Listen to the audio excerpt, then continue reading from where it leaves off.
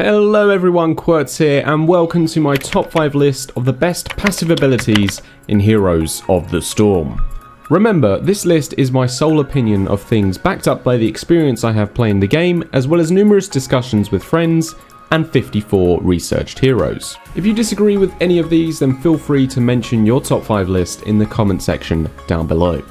This list is primarily looking for passives that do more than just provide a small bonus to the hero in question. We're looking for passive abilities that provide an extremely large bonus for simply existing, or passives that play a major role in a hero's kit. Finally, remember I can only put 5 passive abilities into this list.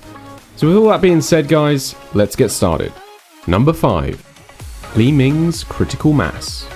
Li Ming has one of the strongest passive abilities in the game. After getting a takedown, which means the participation of a kill, not necessarily requiring the final blow, all of Li Ming's abilities get reset, including her heroic ability.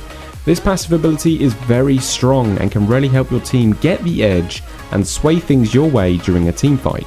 Li Ming's kit is super strong as it is, and this passive ability puts Li Ming right up there as one of the best mages in the game. So next time Li Ming gets banned in a Hero League game, you might not be questioning why.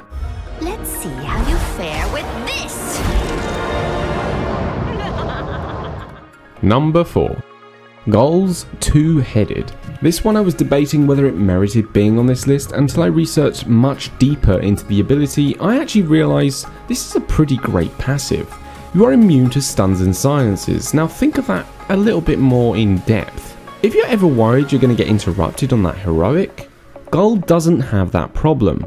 No matter where you are or who you're up against, you can't be stunned or silenced, and all of this without needing to do anything, as it's a passive ability.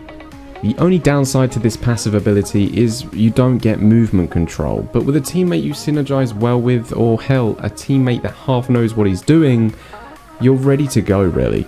I have seen on many occasions a Gul's heroic ability completely annihilate an enemy team, and there's not a lot they can do but try and run.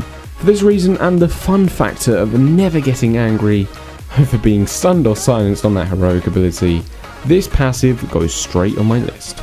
Time to unleash some chaos! Number 3. Brightwing's Soothing Mist. Soothing Mist is a passive heal that will heal nearby allies every 4 seconds. Without this ability, Brightwing would need a new kit entirely, as this is her primary source of healing up until level 10. This ability will auto heal allied members around you and costs 0 mana, but with a short cooldown of 4 seconds. I feel this passive ability is one of the best in the game, as it really does define Brightwing's playstyle and is a very strong heal, especially to stacked up teammates. Number 2. Sylvanas' Black Arrows. Sylvanas is without question one of the strongest specialist heroes in the game. If you leave Sylvanas alone in a lane, she can really punish you, and before you know it, your gate, towers and fort are wiped out completely. One of the major reasons for this is because of her passive ability. Black Arrows gives Sylvanas the potential to protect minion waves by stunning towers, minions and forts for every ability she uses, and this also includes her basic attacks as well.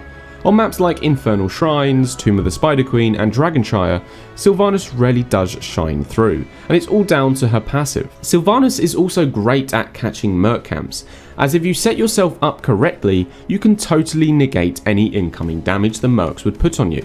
I personally love playing Sylvanas, and I feel the major contributor to why is her passive ability, and for this reason, it's going straight on my list. Number 1. For the best passive in the game, I have gone for Illidan's Betrayer's Thirst. Now let me explain why.